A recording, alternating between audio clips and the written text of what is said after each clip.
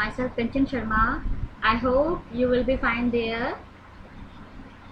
Friends, कल हमने एक टॉपिक स्टार्ट किया था आप लोगों की डिमांड पर GST, goods and service tax. उसका मैंने बहुत कुछ आपको बता दिया था और बहुत कुछ बताना अभी भी बाकी है ना।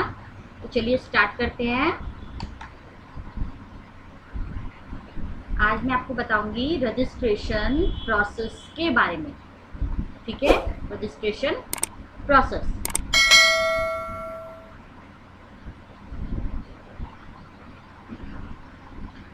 Application to be filed online within 30 days of becoming liable. Application जो है, रजिस्ट्रेशन की एप्लीकेशन जो है वो फाइल हो जानी चाहिए विदिन 30 डेज।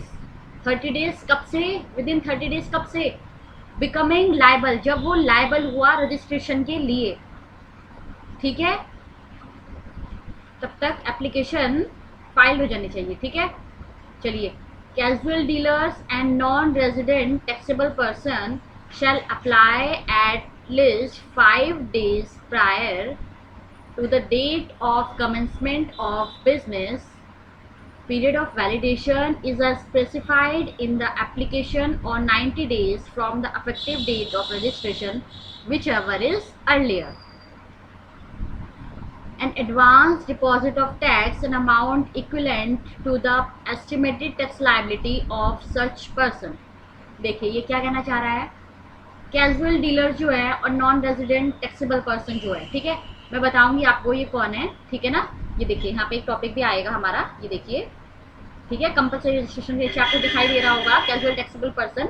मैं अभी इसके बारे में आपको एक ब्रीफली बताऊंगी। ठीक है ना, चलिए। Casual taxable dealer and non resident taxable person shall apply at least 5 days prior to the date of commencement of business. ठीक है, जो हमारे कैजुअल टैक्सेबल पर्सन होता है और NRTP होता है, नॉन रेजिडेंट टैक्सेबल पर्सन, वो अप्लाई करेगा रजिस्ट्रेशन एटलीस्ट 5 days प्रायर, मतलब 5 दिन पहले वो अप्लाई करेगा। कब से 5 दिन?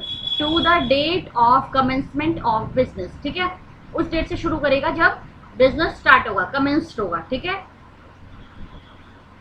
और है और 90 days from the effective date of registration. ठीक है, विच एवर इज अर्लियर। ठीक है,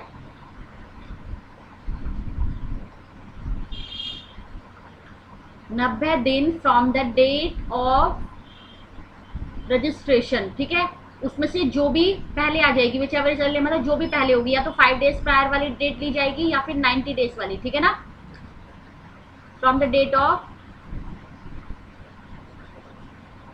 the effective date of registration। ठीक है, चलिए। नेक्स्ट है all the core fields. Core fields कौन कौन से हैं हमारे? Name of the business, principal place of the business, ठीक है ना, एंटिटी का है ये बिजनेस का, ठीक है ना, एंड स्टेक होल्डर्स डिटेल। ठीक है, शुड बी फाइल्ड अप। ठीक है, ये डिटेल्स जो है, name of the business, place of business, ये सब फाइल करना जरूरी है। ठीक है ना, ये कोर फील्ड्स है हमारे। चलिए। Scan documents to be attached. Documents जो है उसकी स्कैनिंग कॉपी ही जाएगी। Scan documents to be attached. Digital signature, DSC जिसे बोलते हैं, ठीक है, और e sign should be done, ये भी कंपल्सरी है। ठीक है ना, ये एक प्रोसेस है रजिस्ट्रेशन का कि ये सब तो जरूरी है होना। ठीक है ना। Application to be processed within 3 common working days. Application जो है वो प्रोसेस्ड हो जाएगी विद इन 3 days में। ठीक है, चलिए। If application is successful the registration certification will be sent in the PDF format to the email. जो हमारी रजिस्टर्ड ईमेल आईडी होगी ना, उस पर हमें एप्लीकेशन जो है वो हमारी सक्सेसफुल हो जाएगी और सर्टिफिकेशन जो है कि आपको ऐसे ऐसे करके रजिस्ट्रेशन प्रोसेस आपका कंप्लीट हो गया है, ठीक है, वो हमें एक रजिस्टर्ड अपनी ईमेल आईडी जो है उस पर मिल जाएगा। ठीक है, all queries to be raised and communicated by the proper officer within 3 common working days, send in PDF format to the email of the applicant. ठीक है, कोई भी क्वेरी होगी तो वो भी रेज की जा सकती है ठीक है, एंड कम्युनिकेट किया जा सकता है उसके लिए बाय द प्रॉपर ऑफिसर के द्वारा, ठीक है ना, कोई भी क्वेरी होगी उनको, ठीक है ना। चलिए, applicant should reply to the query within 7 days. Applicant जो है उसको रिप्लाई करना है क्वेरी का विद इन 7 डेज, 7 दिनों के अंदर अंदर उसको रिप्लाई करना है। Failure will Intel automatic rejection by the system, ठीक है। चलिए नेक्स्ट देखिए, on receipt of reply registration should be granted. Registration should be granted हो जाएगा या रिजेक्ट हो जाएगा विद इन 7 डेज, ठीक है। जब हमारी रिसिप्ट ऑफ रिप्लाई हो जाएगा ना, जब क्वेरी वेरी सब रेज हो गई, हमने उसका रिप्लाई भी दे दिया, ठीक है, तो रजिस्ट्रेशन हमें ग्रांटेड हो जाएगा, रिजेक्ट हो जाएगा विद इन 7 डेज, ठीक है ना। वो हमें 7 डेज के अंदर मिल जाएगा, ठीक है। Rejection of application under CGST will be a deemed rejection under SGST and vice versa, ठीक है। चलिए यहाँ पे ये रजिस्ट्रेशन प्रोसेस हो गया हमारा कंप्लीट। अब आते हैं casual taxable person and non resident taxable person, ठीक है, कि ये कौन होते हैं। देखिए, the casual taxable person is the one who has a registered business in some state in India, जो रजिस्टर्ड वो रखता है, बिजनेस रखता है इन सम स्टेट इन इंडिया में, ठीक है, but wants to affect supplies in some other state in which he is not having any fixed place of business। देखिए, उसका कोई फिक्स्ड प्लेस ऑफ बिजनेस नहीं है, ठीक है ना।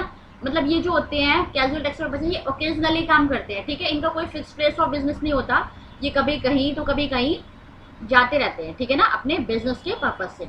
सच person needs to register in the state from where he seeks to supply as a casual taxable person, ठीक है। ये हो गया हमारा CTP, समझ में आया आपको। उनका एक रजिस्टर्ड बिजनेस होगा in some state in India में, but wants to affect supplies in some other state in which he is not having any fixed place of business, ठीक है। अब आते हैं NRTP पर, non resident taxable person is the one who is a foreigner, वो foreigner and occasionally wants to affect taxable supplies from any state in India, and for that he needs GST registration. GST law prescribes special procedure for registration as also for extension of the operation period of such casual or non-resident taxable person, ठीक है। They have to apply for registration at least 5 days in advance before making any supply. ये अभी भी मैंने आपको बताया था process में कि जो NRTP और CTP है उसको 5 डेज प्रायर लेना है रजिस्ट्रेशन, ठीक है ना, from the commencement of business, है ना, बिजनेस स्टार्ट करने से पहले। और period of operation is extended only after they make advance deposit of estimated tax liability, ठीक है। आई होप आपको समझ में आ गया होगा कैजुअल टैक्सेबल पर्सन और नॉन रेजिडेंट टैक्सेबल पर्सन क्या है। देखिए, अब है अमेंडमेंट इन रजिस्ट्रेशन। देखिए, अमेंडमेंट कैसे होगा, except for the changes in some core information. Some core information में क्या था, name of business, place of business, है ना, अभी आपने ऊपर पढ़ा था प्रोसेस में, ठीक है। In the registration application a taxable person shall be able to make amendments without requiring any specific approval from the tax authority in case the change is the legal name of the business or the state place of business or additional place of business, ठीक है। The taxable person will apply for amendment within 15 days of the event necessitating the changes, ठीक है। Means क्या, वो क्या कहना चाहता है कि देखिए, जब in case of changes legal name of business, जब आपको लीगल नेम में चेंज करना है बिजनेस के, ठीक है, या फिर प्लेस ऑफ बिजनेस में करना है, ठीक है, या फिर एडिशनल प्लेस ऑफ बिजनेस में करना है, तो आप कब कर लेंगे, within 15 days of the event necessitating the change. जब से वो चेंज होगा उसके 15 दिन में आपको जब चेंज की रिक्वायरमेंट लगने लगेगी, उसके 15 दिन के अंदर आप अमेंडमेंट कर लेंगे, ठीक है ना। अमेंडमेंट क्या होता है, अमेंडमेंट होता है चेंजेस करना, ठीक है ना। देखते हैं ना कि टैक्स में भी डेली वीकली मंथली अमेंडमेंट्स आती रहती है, मीन्स कुछ चेंजेस होते रहते हैं। डायरेक्ट टैक्स की बात कर रही हूँ, ठीक है ना। The proper officer then will approve the amendments within the next 15 days for other changes like the name of the day to day functionaries, email IDs, mobile number etcetera. ठीक है, उसको नेक्स्ट 15 डेज में आप कर सकते हैं। No approval of the proper officer is required, कोई proper officer की अप्रूवल की जरूरत नहीं है। ठीक है, and the amendments can be affected by the taxable person on his on the common portal. ठीक है, क्लियर, सबको क्लियर हो रहा है ना? चलिए, अब है कैंसिलेशन ऑफ रजिस्ट्रेशन। रजिस्ट्रेशन को कैंसिल कराने का क्या है? देखिए, cancellation of registration can be done in the following circumstances. कब कब कर सकते हैं हम? ट्रांसफर ऑफ बिजनेस और डिसकंटिन्यूएशन ऑफ बिजनेस और मर्जर। ठीक है, यहाँ पे हम कैंसिलेशन हो जाएगा रजिस्ट्रेशन का। ठीक है, अगर हमने अपने बिजनेस को ट्रांसफर कर दिया या फिर डिसकंटिन्यूएशन हो गया, मतलब हमारा बिजनेस ही कंटिन्यू नहीं कर रहा है, मतलब डिसकंटिन्यू हो गया है वो। ठीक है ना, और मर्जर हो गया है। ठीक है ना, हमने अपने बिजनेस को किसी और के साथ मर्ज कर लिया है, समझते हैं ना आप सब मर्जर। चलिए, डेथ ऑफ द प्रोप्राइटर, अगर डेथ हो जाती है प्रोप्राइटर की, ठीक है ना, तब ये कैंसिलेशन हो जाएगा हमारा रजिस्ट्रेशन। ठीक है ना, change in the constitution of business, अगर हमने अपने बिजनेस के कॉन्स्टिट्यूशन में कुछ चेंजेस कर दिए, जैसे कि partnership form may be change to the sole proprietorship due to death of one of the two partners. ठीक है ना, देखिए, टू पार्टनर्स थे तो पार्टनरशिप हुई, उसमें से एक पार्टनर अगर उसकी बाई चांस डेथ हो जाती है तो वो सोल प्रोप्राइटरशिप में चला जाएगा। ठीक है ना, हमारा बिजनेस, तो उससे हमारा रजिस्ट्रेशन पे इफेक्ट पड़ेगा ना, कैंसिलेशन हो जाएगा। ठीक है ना,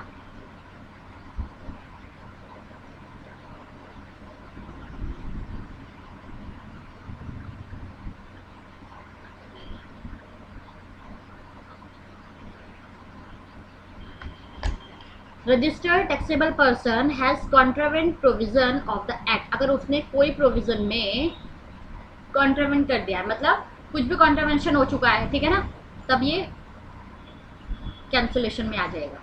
ए composition supplier has not furnished return for 3 consecutive tax period. ठीक है, ये बहुत इंपॉर्टेंट है। देखिए, अगर आपने 3 कॉन्जिक्यूटिव टैक्स उसमें अपनी रिटर्न को फाइल नहीं किया, ठीक है ना, मीन्स आपने 3 महीने अपनी रिटर्न ही फाइल नहीं की, लगातार 3 महीने। ठीक है ना, any other taxable person has not furnished return for a continuous period of 6 month, या फिर आपने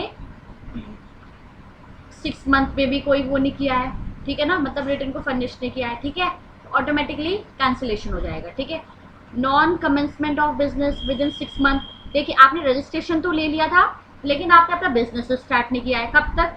विद इन 6 मंथ तक। ठीक है ना, 6 मंथ तक तो वो आपको एक मोहलत ही समझ लीजिए कि वो आपको दे देंगे। ठीक है, लेकिन आपने विद इन 6 मंथ भी date of commencement of business से, ठीक है ना, वो देखेंगे कि आपने बिजनेस भी स्टार्ट नहीं किया। ठीक है, registration bye a person who has registered voluntarily, और वो उसने रजिस्ट्रेशन तो लिया था वॉलेंट्रीली और उसने फिर कुछ उसको स्टार्ट भी नहीं किया है विद इन 6 मंथ। ठीक है ना, तो हमारी कैंसिलेशन की नौबत आ जाएगी।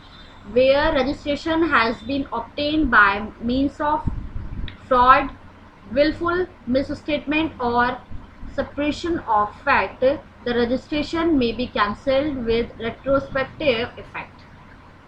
देखिए, वो क्या कहना चाहता है? where registration has been obtained by means of fraud, आपने रजिस्ट्रेशन तो ले लिया लेकिन फ्रॉड से लिया, मिस स्टेटमेंट से लिया, कुछ झूठ बोल कर लिया, ठीक है, कुछ अपने जो फैक्ट्स थे उनको छुपा कर लिया, ठीक है ना, तो आपका रजिस्ट्रेशन जो है वो प्रॉपर ऑफिसर के द्वारा ऑटोमेटिकली कैंसिल कर दिया जाएगा। ठीक है, आई होप आपको आज की क्लास अच्छी लगी होगी, आई होप आपको सबको बहुत मजा आया होगा।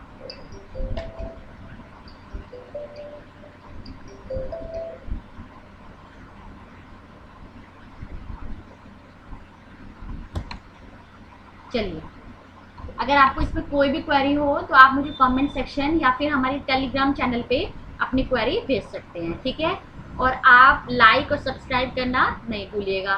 ठीक है ना, ये मैं आपके लिए क्लासेस लाती हूँ, सिर्फ आपके लाइक के लिए लाती हूँ, इसके अलावा हमें आपसे और कुछ नहीं चाहिए। ठीक है ना, चलिए फिर सब्सक्राइब कर दीजिए और बेल आइकन को प्रेस करना नहीं भूलिएगा। ठीक है। चलिए इसको पढ़ते रहिएगा।